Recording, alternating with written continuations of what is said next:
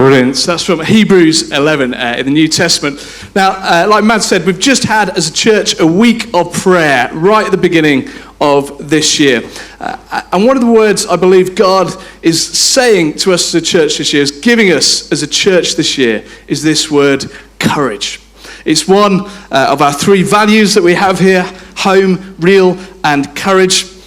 And just shout out, what people, if I say the word courage, or you think of someone who's brave or courageous, what people or characters immediately come to mind? Who would you say is full of courage or brave? Just shout out some names of people that when I say the word courage, you immediately think of. Louder.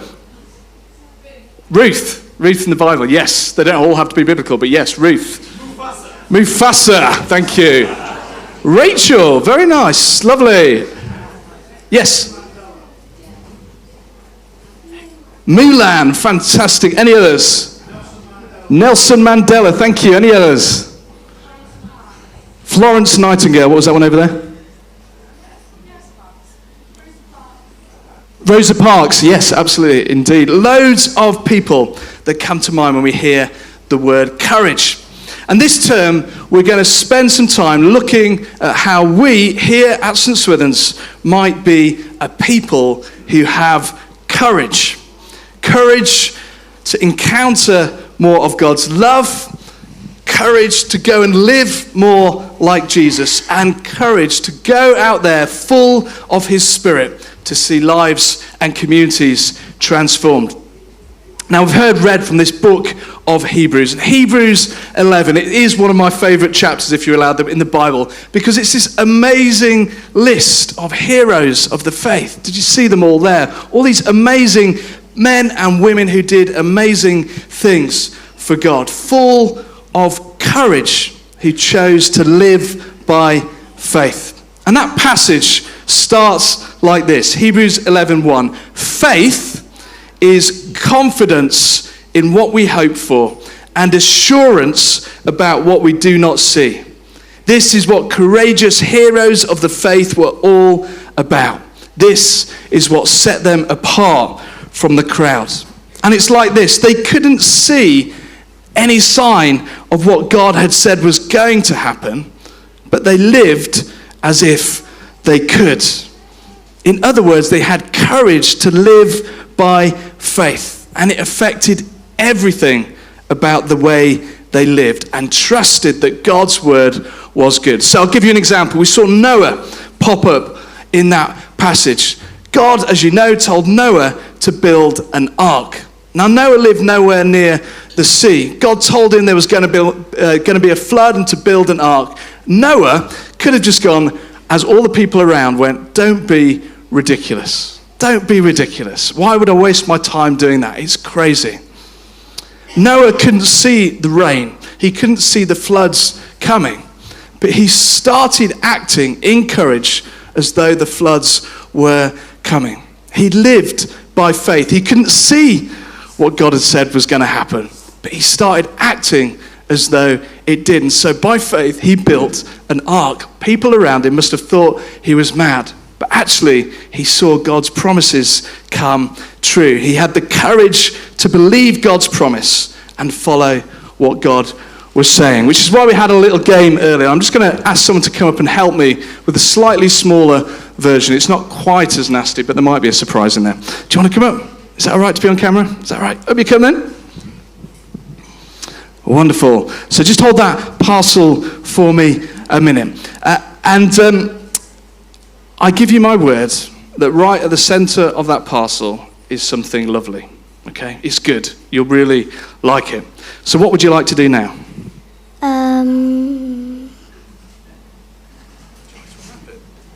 Yeah, you'd like to unwrap it. So why don't you have a go? Unwrap the first layer.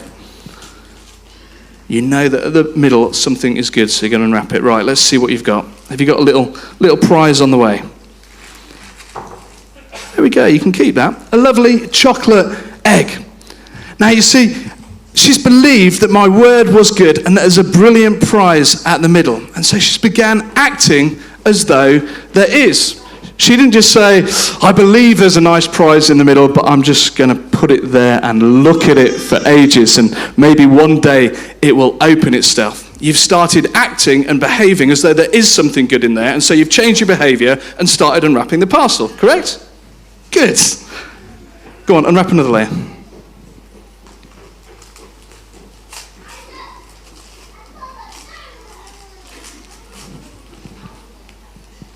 There we go, unwrap that. There we go.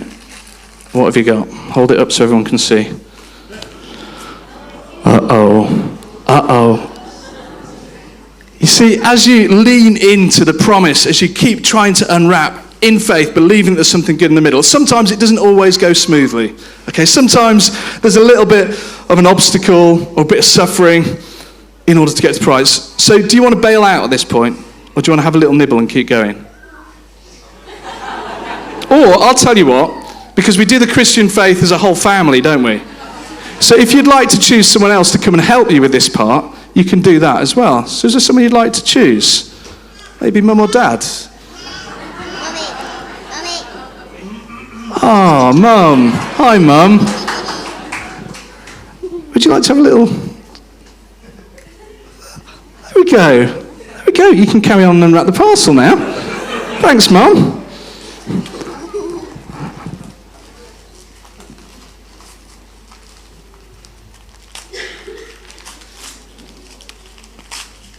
Do you want to hold it up? There we go. Just as I promised, a brilliant prize in the middle. Do you want to go and take a seat? Thank you very much.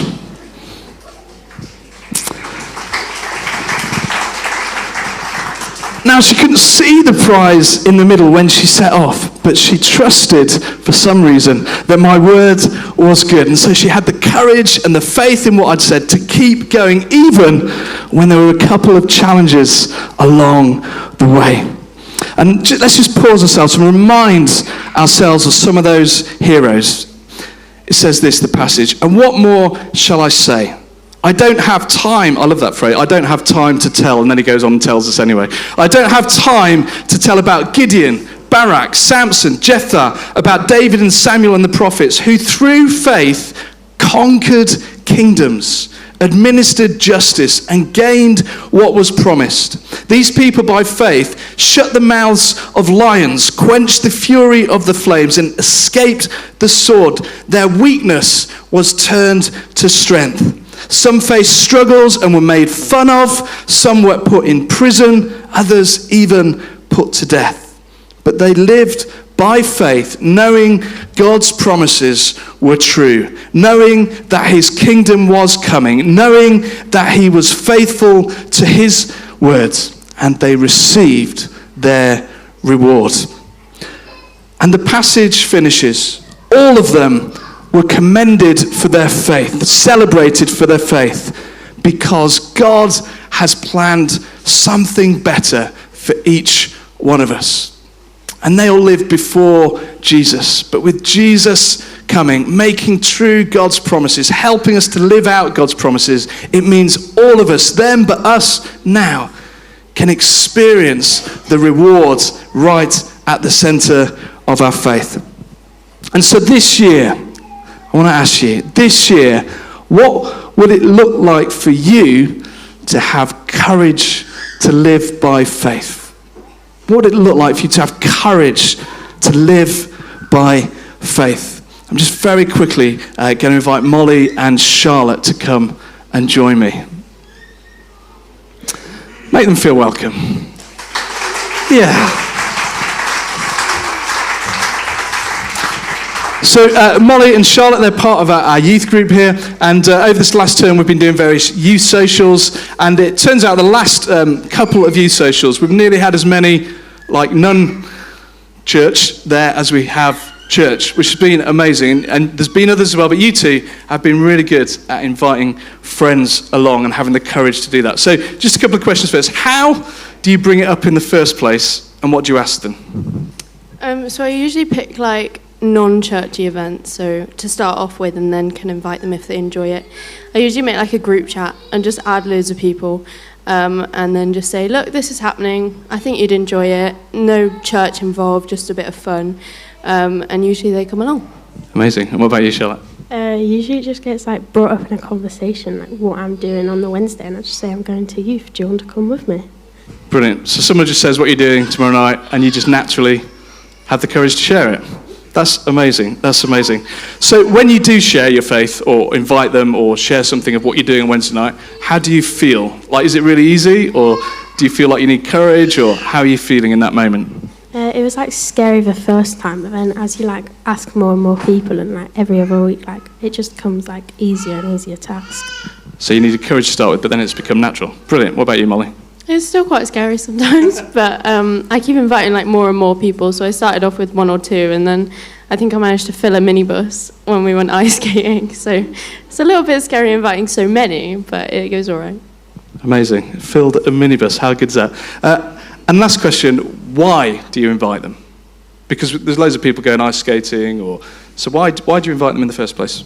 I think it's nice because they know like church me, but they don't know they know school me, but they don't know church me. So it's nice to sort of bring them to see like a different side of me, while also still being quite relaxed. Okay, and what about you? I think because I enjoy it, I think, they might enjoy it, and then it might just like be something fun for them to do. So just say. And do you think of yourselves as courageous? Yeah. Oh. Yeah. There's no right answer. I was just curious. Brilliant. Thank you. Give these guys a massive round of applause. So whether you're really small, whether you're really old, we can all have courage. And what would it mean to live by courage this year?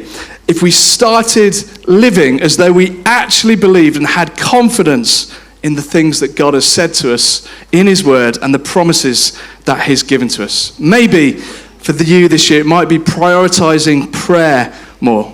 Maybe for you, it may be scripture before scrolling. Maybe for you, it might be inviting someone to something. And for us as a church, it's doing Alpha every term. It's always scary when we do Alpha. We don't know if anyone's going to turn up. We've got Balti and Bingos. No, we haven't got Bingo and Baltis this coming week. And we're hoping this place will be full. But it's always scary, but we do it in faith every term because we believe God's promises that he wants to bring people to himself. Maybe for us this year, as we look at upstairs, like we know God's promised us to have this place and to open it up for the community and for the city. But how do we get upstairs? Maybe we need to take a step of courage and just buy a few boards and nail them down first of all and then see what happens. It's not quite as simple as that because this thing's called building control. Just seeing Richard give me a look. But what would it mean to step into faith into those things? Now, before we all get busy running out and doing loads of brave stuff, let's just remember that Jesus is perfectly capable of doing all that himself. He doesn't need us, but he chooses to use us.